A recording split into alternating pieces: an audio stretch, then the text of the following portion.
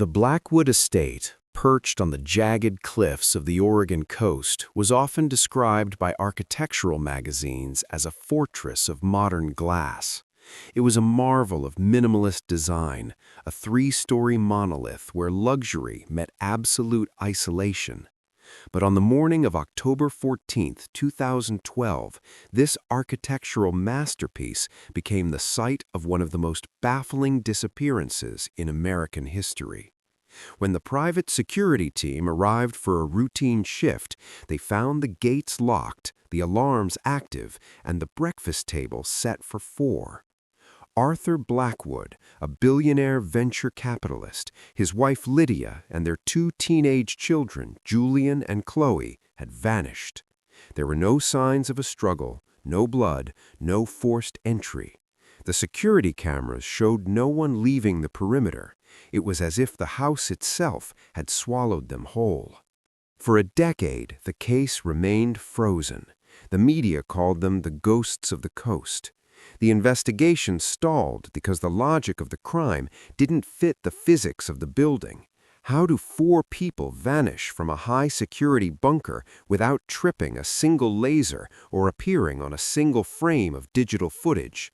The police combed every inch of the grounds, checked the cliffs, and dragged the ocean floor, yet the Blackwoods were gone.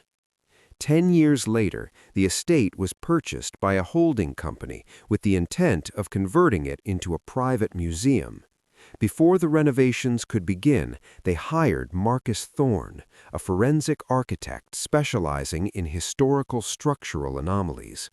Marcus wasn't a detective in the traditional sense. He looked for the secrets hidden in blueprints and the lies told by concrete. During his first week on site, Marcus noticed something that a decade of police investigators had missed.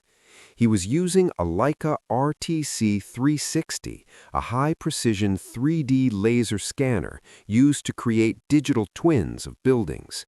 As he mapped the master suite on the 3rd floor and compared it to the ground floor foyer directly beneath it, the math didn't add up. According to the original blueprints filed with the county, the structural columns should have been aligned vertically. However, the laser scan showed a 3-foot offset. Marcus recalibrated his equipment, thinking it was a glitch. He scanned again. The result was the same. In a house where every line was supposed to be a testament to precision, there was a massive, unexplained void. He began to measure the external dimensions of the house against the internal livable square footage. When he finished the calculation, his blood ran cold. The house was smaller on the inside than it was on the outside. Approximately 400 square feet of space, roughly the size of a large studio apartment, was missing from the records.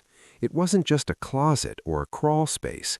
There was a vertical sliver of the house running from the basement to the roof that technically did not exist. The silence of the Blackwood estate suddenly felt heavy. Marcus stood in the hallway, looking at a seamless mahogany wall that, according to his data, shouldn't be there.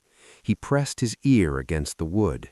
He didn't hear the wind from the coast or the humming of the central air.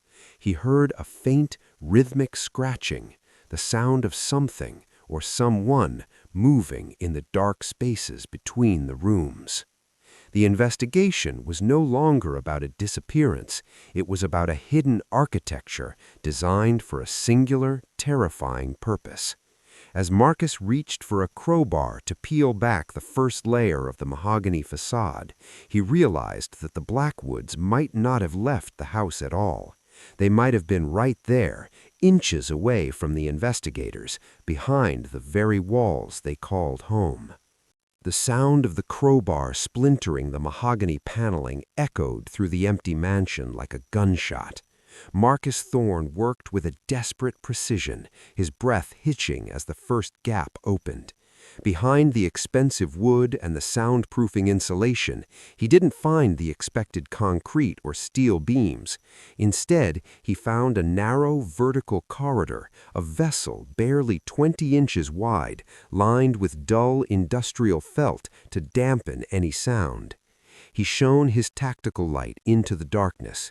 The beam traveled upward, revealing a series of rungs bolted directly into the structural frame. This wasn't a mistake or a structural fluke. It was a deliberate secondary circulatory system for the house.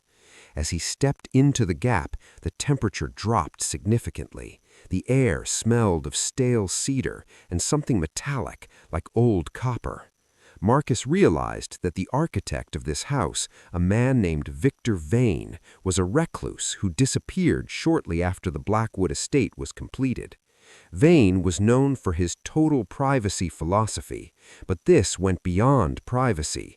This was a parasite's nest. Using his flashlight, Marcus followed the hidden path. It led him to a small observation deck behind a two-way mirror overlooking the master bedroom. From this vantage point, Marcus could see the entire room where Arthur and Lydia Blackwood had slept for years. He saw the dust-covered bed and the abandoned jewelry on the nightstand. On the ledge of the hidden observation window sat a single withered rose and a notebook. He opened the notebook. It wasn't written by Arthur Blackwood. The handwriting was cramped, obsessive, and filled with architectural shorthand. It contained a minute-by-minute log of the family's life. 07:15, Arthur drinks coffee. 23:40, Lydia cries in the bathroom. 03, the house is finally mine. The realization hit Marcus like a physical blow. This house hadn't just been built, it had been lived in. For months, perhaps years, a silent tenant had moved between the walls, watching the Blackwoods eat, sleep, and argue. But as Marcus moved further down the shaft toward the basement, the nature of the hidden rooms changed. In the lower levels, the walls weren't lined with felt, they were reinforced with heavy-duty acoustic foam and reinforced steel. He found a door, heavy and circular, resembling a vault. It was rigged with a mechanical lock, one that required a physical key rather than a digital code. When he managed to bypass the mechanism, he stepped into what appeared to be a control room. Dozens of monitors, now dark and dead, were wired into a closed-circuit system that bypassed the main security hub. There were audio recording devices and hundreds of cassette tapes, each meticulously labeled with dates. The most disturbing discovery, however, was a small dining table in the center of the room. It was set for 4 people. On the plates were the desiccated remains of a meal that matched exactly what the security team had described finding on the real breakfast table upstairs on the day the family vanished. Marcus realized the terrifying truth of the perfect exit. The Blackwoods hadn't disappeared from the house to escape their lives. They had been harvested from their beds and moved just a few feet away into this soundproofed purgatory. They hadn't gone anywhere. They were still in the house, perhaps still watching the world through the same two-way mirrors that once had been used to haunt them. As Marcus turned to leave the room to call the authorities, he heard a sound that made his heart stop. It wasn't the wind, and it wasn't the shifting of the house. It was a soft, rhythmic clicking coming from the vent above his head, the sound of someone typing on a mechanical keyboard, echoing from a deeper, even more hidden level of the estate. The architect was still working. The sound of the mechanical keyboard was a chilling anomaly in the tomb-like silence of the Blackwood estate. Marcus froze, his flashlight beam trembling. The clicking was coming from a sublevel that didn't appear on any plan, not even the secret ones he had just uncovered. He realized that Victor Vane hadn't just built a vessel within the walls. He had built a second, invisible house intertwined with the first. Marcus followed the sound. He found a hydraulic lift disguised as a tool rack in the basement's utility room. When activated, it lowered him into a reinforced concrete bunker 30 feet beneath the cliffs. The air here was filtered and scrubbed, smelling of ozone and expensive cologne. As he stepped out, he found himself in a high-tech sanctuary. The walls were covered in digital screens. Some showed the interior of the house above, now empty and dusty. Others showed live feeds of different locations: a luxury penthouse in Manhattan, a villa in Tuscany, and a modern cabin in the Swiss Alps. Every one of these homes shared a common thread. They were all designed by Victor Vane. In the center of the room sat a man, his back to Marcus. He was frail, with bone-white hair and fingers that moved with terrifying speed across a custom keyboard. "The 3D laser scanner was a clever touch, Mr. Thorne," the man said, his voice a dry rasp. He didn't turn around. "Most investigators look for clues in what is present. Very few have the intellect to look for what is missing." It was Victor Vane. The architect hadn't disappeared. He had simply moved into his masterpiece. "Where are they, Victor?" Marcus asked, his hand hovering over his radio. "The Blackwoods. The police think they fled or were kidnapped." Vane let out a soft, melodic laugh. "Kidnapping is such a vulgar term. I offered them the ultimate luxury, absolute privacy. Arthur was about to be indicted for fraud. Lydia was drowning in a scandal of her own. They wanted to disappear. They paid me to build them a vanishing point. I simply provided the service they requested." Vane finally turned his chair. His eyes were milky with cataracts, yet he seemed to see Marcus perfectly. He pointed to a large monitor on the far wall. It displayed a grainy night vision feed of a small, windowless living area. Marcus gasped. There, sitting on a sofa, were Arthur and Lydia Blackwood. They looked aged, their skin a sickly gray from a decade without sunlight, but they were alive. They were reading books, drinking tea, and moving with a strange, robotic calmness. They weren't tied up. They weren't in cages.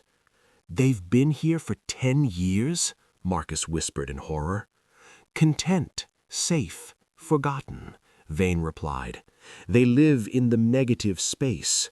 They are the silence between the notes of a song.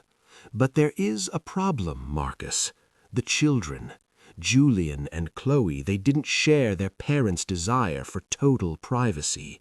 They grew restless, and in a house designed for silence, restlessness is a fatal flaw." Vane leaned forward, the blue light of the monitors reflecting in his pale eyes. "You found the discrepancies in the square footage, Marcus, but did you count the heartbeats? There should be 4 Blackwoods in the bunker. Look at the screen again, carefully." Marcus leaned in. He saw Arthur, he saw Lydia, he saw Chloe sitting at a desk, but Julian was missing. "Where is the boy?" Vane's smile widened, revealing yellowed teeth.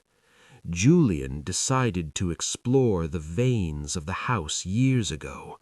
He found the spaces I didn't want him to find, and once you enter the deep architecture, there is no map to lead you back. He is still in the walls, Marcus, somewhere between the kitchen and the attic.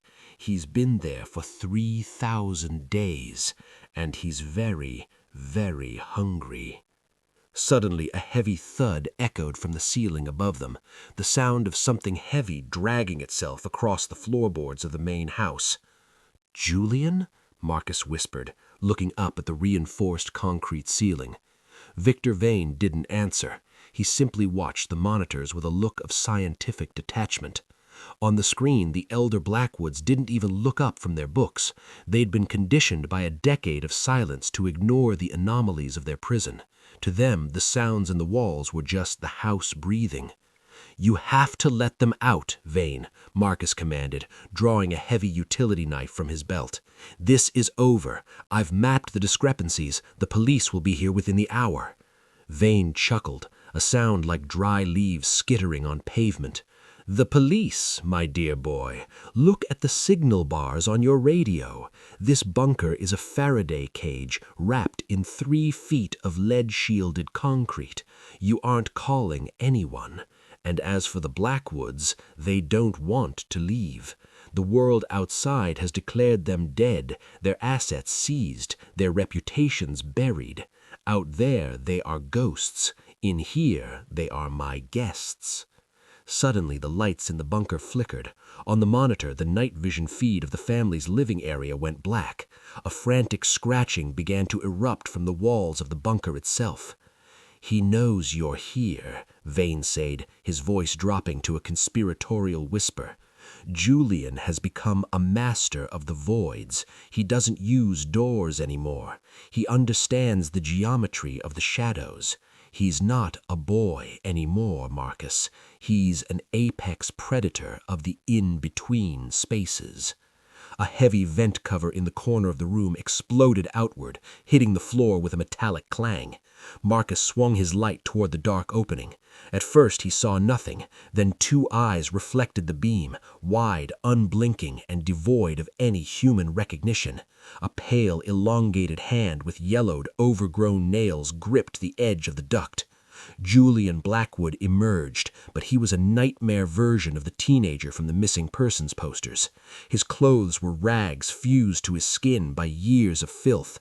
His limbs were unnaturally thin but corded with wiry muscle from climbing the internal rungs of the house for a decade. He didn't speak. He tilted his head, sniffing the air, his nostrils flared. "Stop him!" Marcus yelled at Vane, but the architect was mesmerized. "Look at him," Vane whispered, "the first true inhabitant of a non-Euclidean space. He is the architecture made flesh." Julian didn't lunge at Marcus. Instead, he lunged at the control console. With a burst of feral strength, he began tearing at the wires and smashing the monitors. The bunker plunged into strobe-like emergency lighting. Sparks showered the room. In the chaos, Marcus realized that Julian wasn't just insane, he was trying to kill the brain of the house. He wanted to trap everyone inside, including his parents, Vane and Marcus. The heavy vault door began to hiss as the electronic seal failed. If the door locked now with the power cut, they would be buried alive in a tomb of high-tech concrete. Marcus grabbed Vane by the collar, dragging the frail old man toward the exit, but Julian was faster. The creature boy leaped onto the ceiling pipes, swinging with terrifying agility, and dropped directly between Marcus and the only way out. The rasping sound returned, but this time it came from Julian's throat. It was a broken attempt at a word. "Home." The word home hung in the air, a distorted echo of a life Julian had lost 10 years ago. He stood between Marcus and the exit, his body coiled like a spring. In the flickering red emergency lights, the bunker felt less like a room and more like the stomach of a giant beast. "Julian, move!" Marcus shouted, but the creature that was once a boy didn't budge. Behind them, Victor Vane was laughing, a high, wheezing sound that signaled his complete descent into madness. "You can't leave, Marcus," Vane cackled. "The house has finally achieved its perfect state, a closed loop, no input, no output, just stasis." Suddenly, the ground shook. Julian didn't attack Marcus. Instead, he turned his fury toward the massive structural pillar in the center of the bunker. He began pulling at a series of hidden levers he had clearly modified over the years. Julian hadn't just been living in the walls, he had been sabotaging the fortress. A deafening groan of twisting metal filled the room. The discrepancies Marcus had found, those missing 400 square feet, were the only thing holding the massive weight of the upper floors against the eroding cliffside. By tampering with the hidden supports, Julian was triggering a controlled collapse. He wanted to bury the secret forever. "He's bringing it down," Marcus realized. He didn't wait. He lunged past Julian, who was too focused on his destruction to care. Marcus grabbed the edge of the vault door just as the hydraulic fluid began to leak from the severed lines. With a final agonizing heave, he squeezed through the closing gap. He scrambled up the secret rungs, the house screaming around him. As he reached the ground floor, he looked back into the vessel one last time. He saw Arthur and Lydia Blackwood emerge from their hidden living area, blinking in the dim light of the hallway. They looked at the mahogany walls they had lived behind for a decade, their faces vacant. They didn't run for the front door. They simply sat down on the floor, holding hands, waiting for the silence to become permanent. Marcus burst through the glass front doors and sprinted toward the tree line just as the Oregon coast claimed its prize.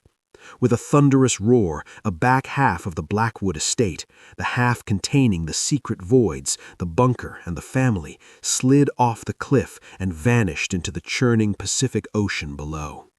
When the police arrived, they found Marcus Thorne sitting in the mud, staring at the empty space where a billion-dollar masterpiece once stood. There was no debris on the lawn, no bodies. The ocean had swallowed every trace of Victor Vane's total privacy. The official report listed the event as a natural landslide caused by coastal erosion. The Blackwoods were officially declared dead in absentia, their case finally closed by an act of God. Months later, Marcus sat in his office, surrounded by the 3D scans he had saved to a private cloud.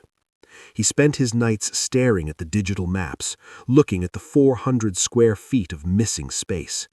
He never told the police about the bunker or the people still inside. Who would believe that a family had lived in the walls for 10 years? But sometimes, when the office is quiet and the wind hits the windows just right, he hears it. A soft, rhythmic clicking, the sound of a mechanical keyboard. He opened his laptop one night to find a new file on his desktop. It was an architectural blueprint for his own apartment building. As he zoomed in on his bedroom wall, his heart stopped. There, between his closet and the hallway, was a gap, a narrow, vertical sliver of space that didn't appear on his lease. And in that space, the 3D map showed a single glowing dot, a heartbeat. Thank you for watching Payback Archives. If you enjoyed this story of justice and revenge, please like and subscribe to the channel. I'll see you in the next story.